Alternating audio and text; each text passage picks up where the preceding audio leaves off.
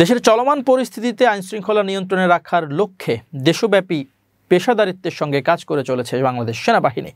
এরই ধারাবাহিকতায় গত 18 এপ্রিল থেকে 23 এপ্রিল পর্যন্ত বাংলাদেশ সেনাবাহিনীর বিভিন্ন পদাতিক ডিভিশন ও স্বতন্ত্র ব্রিগেডের অধীনস্থ ইউনিটসমূহ কর্তৃক অন্যান্য আইনশৃঙ্খলা রক্ষাকারী বাহিনীর সমন্বয়ে রাজধানী সহ দেশের বিভিন্ন এলাকায় বেশ কিছু যৌথ অভিযান পরিচালনা করা হয়।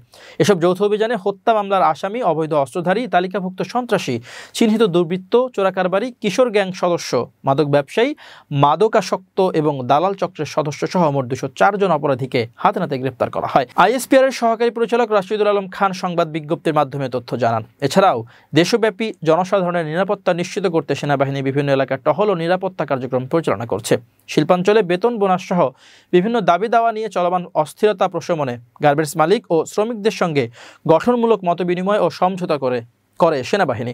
পাশাপাশি চলমান এসএসসি এবং সমমান পরীক্ষার বিভিন্ন কেন্দ্রে নিরাপত্তা নিশ্চিত করতে দেশব্যাপী টহল কার্যক্রম পরিচালনা করছে বাংলাদেশ সেনাবাহিনী। দেশের সার্বিক আইনশৃঙ্খলা পরিস্থিতি স্বাভাবিক রাখতে বাংলাদেশ সেনাবাহিনী কর্তৃক এ ধরনের অভিযান অব্যাহত রয়েছে।